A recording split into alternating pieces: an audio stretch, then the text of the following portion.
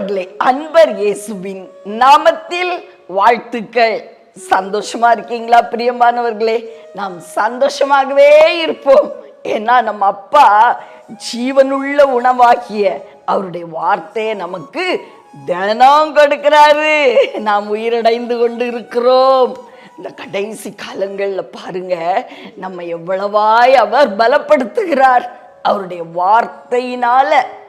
ஆதலால் இன்றும் பிலிப்பியருக்கு எழுதிய நிருபம் 2ஆம் அதிகாரம் 5வது வசனம்.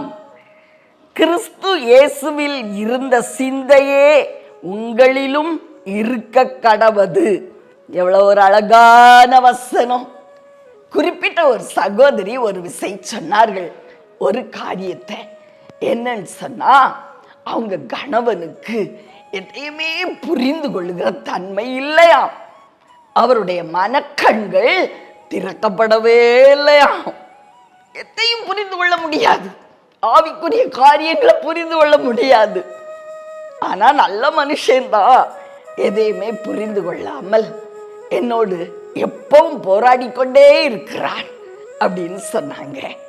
பிரியமானவர்களே, நான் உங்களுக்கு இந்த வசனத்தை சொல்லி நீங்க ஜெபியுங்க அப்படின்னு சொல்லி கற்றுக் கொடுத்த பொழுது அவங்க அதையே பின்பற்றினார்கள். கிறிஸ்து இயேசுவில் இருந்த சிந்தை என் கணவனுக்குள்ள இருக்க கடவது. அப்படி என்ன சிந்தை அவருக்குள்ள இருந்துச்சு?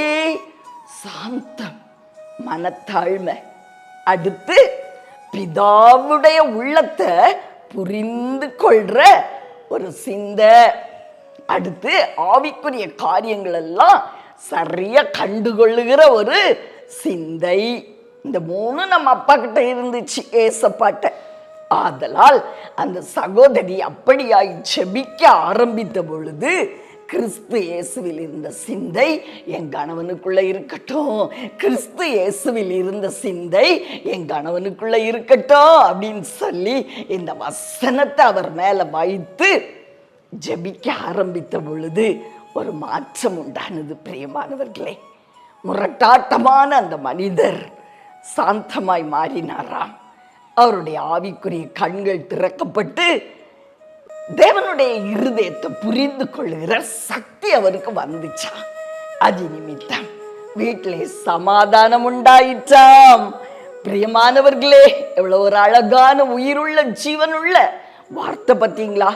கிறிஸ்து இயேசுவில் இருந்த சிந்தை, அது உங்க வீட்டுல யாரு கண்கள் திறக்கப்படாம இருக்குதோ அவங்க மேல வச்சு நீங்க ஜெபிக்கும் பொழுது அவங்களுக்கு ஒரு ஆவிக்குரிய சிந்தை உண்டாகும். எல்லாவற்றையும் புரிந்து கொள்ளுகிற ஒரு சக்தி உண்டாகும். அப்படி காரியங்களை அவர்கள் புரிந்து கொள்ளும் போது வீட்டுல சமாதானம் உண்டாகும். பிரியமானவர்களே, ஆவிக்குரிய ரகசியங்களை எவ்வளவாய் நம் ஆவியானவர் தினம் கற்றுக் கொடுக்கிறார். ஆதலால் உங்களுக்காக நான் ஜெபிக்கட்டுமா? அன்பின் பரலோக தகப்பனே, அருமையான எங்கள் நல்ல ரட்சகனாக ஆவியானவரே, அன்பான தெய்வமே, அப்பா, கிறிஸ்து இயேசுவின் மனசு சிந்த எங்க வீட்டுல யாருக்கு இல்லையோ அவங்க மேல இந்த வசனத்தை வச்சு நாங்க அவர்களுடைய கண்களை திறந்து ஜெபிக்கணும்னு கற்றுக் கொடுத்தீங்கப்பா. சுவாமி, எங்க வீட்டுல பிள்ளையோ கணவனோ மனைவியோ முரட்டாட்டம் உள்ளவர்களாய், ஐயா, உங்களை புரிந்து கொள்ளாத தன்மை உள்ளவர்களாய், ஆவிக்குரிய காரியங்களை புரிந்து கொள்ள முடியாத ஒரு தன்மை உடையவர்களாய் காணப்படக்கூடுமானால் இன்று கிறிஸ்து இயேசுவின் சிந்தைய அவங்க மேல வச்சு நாங்க அவர்களை விடுதலையாக்கி ஆசீர்வதித்து ஜெபிக்கிறோம் அப்பா. இயேசுவின் நாமத்தில் அப்படியே காரியங்களை புரிந்து கொள்ளுகிற கண்களை அவர்களுக்கு நீர் கொடுத்து விட்டதற்காய் நன்றி தகப்பனே. இயேசுவின் நாமத்தில் பிதாவே, ஆமென்.